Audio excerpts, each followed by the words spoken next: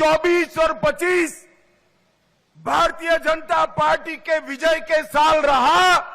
2026 में तमिलनाडु और बंगाल में प्रचंड बहुमत से एनडीए की सरकार बनानी है। 2024-25 நாடு முழுமையும் பாரதிய ஜனதா கட்சியோடு பயணித்தது.